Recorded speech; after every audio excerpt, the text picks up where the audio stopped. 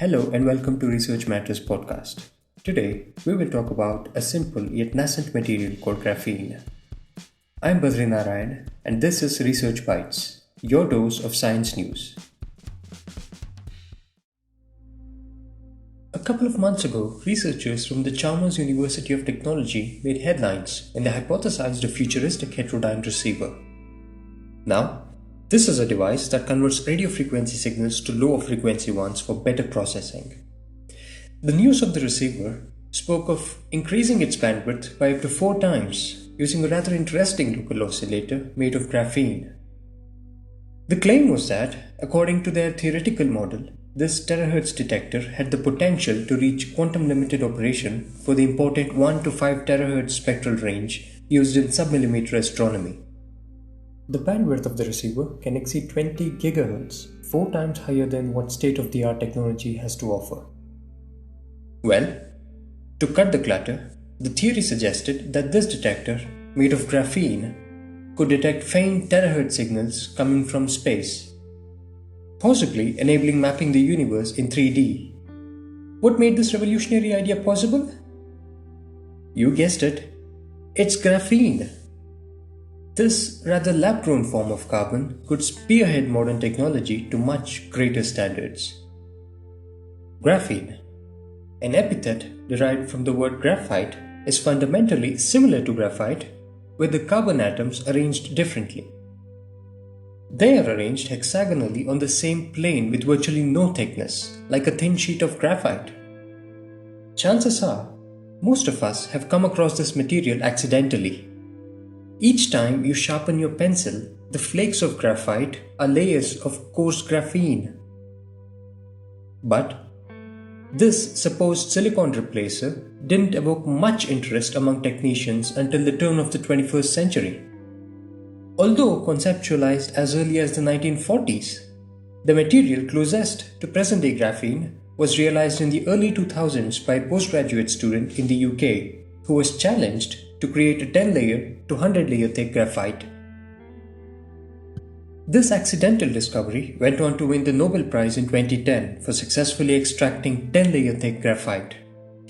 The team used tapes to peel off layers of graphite hunks and refined it to obtain a layer of graphite as thick as an atom. For all their pioneering insights, little did they know that this two-dimensional hexagonal carbon compound could potentially revolutionize the electronics industry. After its invention in the early 2000s, the price of graphene shot up instantly, making it one of the most expensive materials on Earth. However, the rising demand also fed into the fad of manufacturing graphene with improved methods, reducing the cost considerably. While South Korea has made significant progress by kickstarting large-scale production using methods like chemical vapor deposition, the EU has reportedly made large grants for further research. But how is such a thin layer of graphene manufactured? Conventionally, graphite is exfoliated to get graphene, but it's an arduous and time-consuming effort that also compromises its quality. Researchers from the Indian Institute of Science in Bengaluru used a radically new method that takes about 15 minutes to dispense 0.5 mm to 0.1 mm thick sheets of exfoliated graphene. The team mixed graphite flakes with perchloric acid and exposed it to microwaves. The resulting porous material was later beaten into sheets of uniform density. The two-dimensional, robust structure of graphene makes it an excellent candidate for cocooning astronomical instruments from unwanted radio frequency signals and protecting sensitive electronic equipment. Single-layer graphene can absorb electromagnetic frequencies from 12 to 18 GHz. Thanks to its scientific applications, graphene is now drawing interest from the semiconductor industry. Companies like Samsung and Sony have invested heavily in nanotechnology, another very lucrative and burgeoning field of electronics, and are exploring to see if the thinness and strength of graphene could help build flexible touchscreens and transistors. Another alluring property of graphene is its ability to vibrate with extreme precision. If you are listening to this podcast on headphones, there are cones in your headphones that convert electrical energy to vibrations or sounds so you can hear me well. These cones vibrate reasonably well across the audible range of frequencies to physically reproduce the electrical impulses. But the reproduction is not perfect. In fact, it is next to impossible to convert electrical signals to mechanical ones immaculately. Now, Aura Sound is a company that has manufactured the world's first graphene headphones by harnessing the material's thinness and its strength to reproduce ultra-high fidelity audio. Should the proprietary manufacturing process go on the record, we could see many more companies transitioning from conventional metal-based cones to graphene cones that are naturally cut out for delivering precision audio. Graphene's applications are so versatile that the field of medicine is not far behind in getting on the graphene train. The physical properties of graphene could potentially interface between neurons and treat neurological diseases, claims Assistant Professor Ji Yang from Carnegie Mellon University. The material is so thin that its single-layered structure allows 98% of light to pass through. The multi-layered graphite, in comparison, absorbs almost all the light.